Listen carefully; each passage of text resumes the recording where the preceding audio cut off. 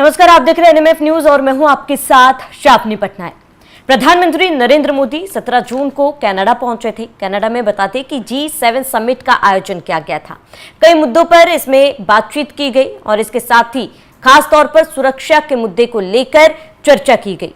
तमाम शक्तिशाली देशों के नेता यहां पर पहुंचे हुए थे, जिन्होंने कई मुद्दों को लेकर बात की और प्रधानमंत्री नरेंद्र मोदी ने G7 समिट में खासतौर पर यह संदेश दिया कि भारत आतंकवाद के खिलाफ हमेशा से खड़ा था, है और रहेगा।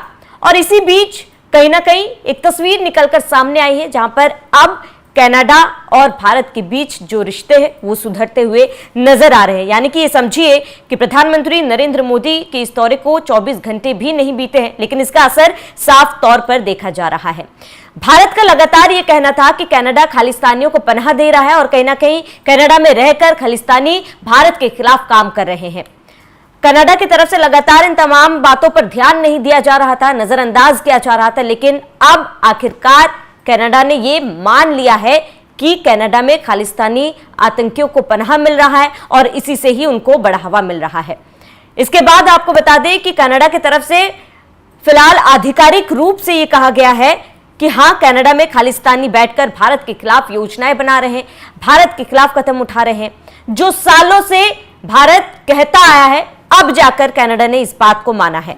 ऐसे में आपको बता दें कि कनाडा और भारत के रिश्ते और संबंध जो थे वो बीच में खराब हो गए थे, क्योंकि जस्टिन ट्रूडो उस दौरान उन्होंने खालिस्तानियों का साथ दिया था और इस बात को मानने से इनकार कर दिया था, जिसके बाद से दोनों ही देशों के बीच में खटास आ गई थी। लेकिन अब रिश्ते सुधरने की उम्मीद है। आपको बता दें कि G7 समिट में प्रधानमंत्री नरेंद्र मोदी ने साफ तौर पर संदेश दिया था कि आतंकवाद, चाहे वो पाकिस्तान हो चाहे वो खालिस्तान हो, सभी के खिलाफ भारत कदम उठाएगा। ऐसे में आपको बता दें प्रधानमंत्री नरेंद्र मोदी G7 समिट में शामिल हुए। 2015 के बाद वह पहली बार कनाडा की यात्रा पर गए। प्रधानमंत्री के इस दौरे से कनाडा और भारत के रिश्ते फिर से पटरी पर लौटने लगे। कनाडा के पूर्व प्रधानमंत्री जस्टिन ट्रूडो जिन खालिस्तानियों के लिए भारत से संबंध बिगाड़ लिए थे, वही खालिस्तानियों की अब मार्क कार्नी की सरकार में हालत खराब होती हुई नजर आ रही है। बता दें कि कनाडा ने बुधवार को यह स्वीकार लिया है कि खालिस्तानी राष्ट्रीय सुरक्षा के लिए खतरा है। उसने इस बात को पीएम मोदी के दौरे के 24 घंटे के भीतर ही स्वीकारा है। वहीं CSIS यानी कि कनाडाई सुरक्षा खुफिया सेवा ने खुलासा किया है कि खालिस्तानी भारत को मुख्य रूप से निशाना बनाकर हिंसा की घटनाओं को बढ़ावा देने, धन जुटाने और योजना बनाने के लिए कनाडा की धरती का इस्तेमाल कर रहा है। CSIS ने पहली बार आधिकारिक तौर पर सार्वजनिक रूप से इसका खुलासा किया। भारत लगातार इस पर कई बार चिंता जताती आ रही है। भारत विरोधी गतिविधियों में शामिल खालिस्तानियों को पकड़ने के लिए सरकार ने प्रोजेक्ट पेलिकन नाम से एक ऑपरेशन भी चलाया था। इसी अभियान के तहत कनाडाई पुलिस ने एक बड़े ड्रग और आतंकवादी नेटवर्क का भंडाफोड़ भी किया था, जिसके बाद खालिस्तान समर्थकों से संबंध है इस बात का जिक्र भी हुआ था। कार्नी ने आपको बता दें कि अब इस बात का जिक्र किया है कि अब भारत और कनाडा के रिश्ते सुधरेंगे। जस्टिन ट्रूडो के सरकार के समय ये रिश्ते काफी ज्यादा खराब हो गए थे, क्योंकि भारत लगातार ये संदेश देने की कोशिश कर रहा था कि कनाडा के जमीन का इस्तेमाल खालिस्तानी इन रिश्तों को खराब करने के लिए कर रहे हैं, भारत में आतंकवाद फैलाने के लिए कर रहे हैं, भारत के खिलाफ तमाम कार्रवाई को लेकर जो कदम खालिस्तानी उठा रहे हैं वो कदम कनाडा के धरती पर उठाए जा रहे हैं, जिसको लेकर अब मार्क कार्नी की सरकार ने यह माना है और उन्होंने कहा है कि अब भारत और कनाडा के रिश्ते सुधरेंगे। जो खालिस्तानी पनाह ले रहे हैं कनाडा में, उनके खिलाफ सख्त से सख्त कार्रवाई कनाडा सरकार करेगी और इसी को लेकर एक आधिकारिक बयान CSIS के तरफ से आ चुका है। उन्होंने माना है कि कनाडा धरती का इस्तेमाल, कनाडा की जमीन का इस्तेमाल खालिस्तानी कर रहे हैं भारत के खिलाफ।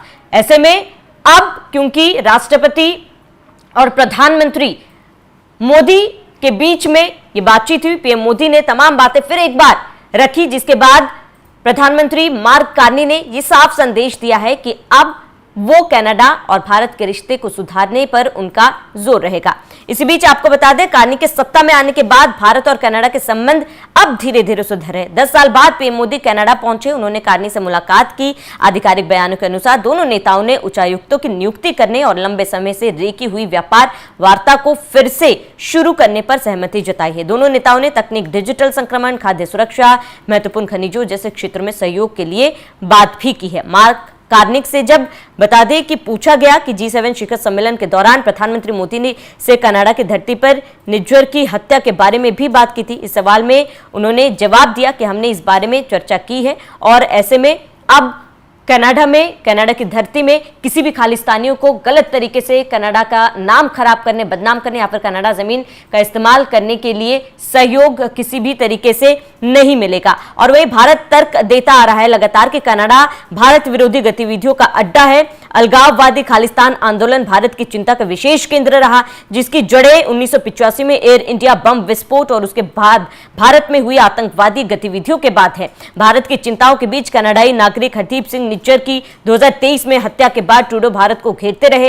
हालांकि कनाडा के आरोपों को भारत खारिज करता रहा। ट्रूडो का खालिस्तान प्रेम सियासी तौर पर उनको ले डूबा, क्योंकि उसके बाद की जो तस्वीरें थी वो हम सबने देखी कि आखिर जस्टिन ट्रूडो का हाल क्या रहा।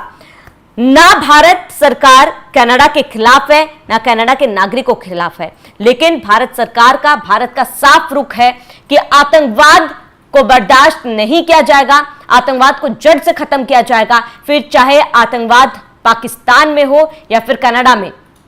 कनाडा में जिस तरीके से गतिविधियां हो रही थी, लगातार भारत सरकार ने जागरूक करने की कोशिश की, कनाडा में यह संदेश देने की कोशिश की कि खालिस्तानी वहां के जमीन का गलत उपयोग कर रहे हैं। उसके बावजूद भी क्योंकि जस्टिन ट्रूडो की सरकार थी और उनकी हमदर्दी खालिस्तानियों के साथ है, ये हम सब ने देखा था, जिसके बाद से भारत और कनाडा के रिश्ते और ज्यादा बिगड़ते गए।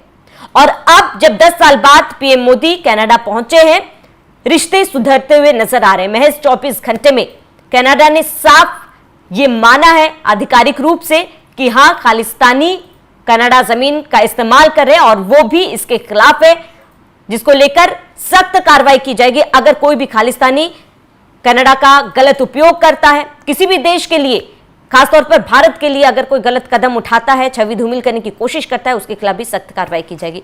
फिलहाल आपका इस पूरे मामले पर क्या कहना है, हमें कमेंट कर जरूर बताएं। साथ ही आप बने रहिए NM न्यूज के साथ।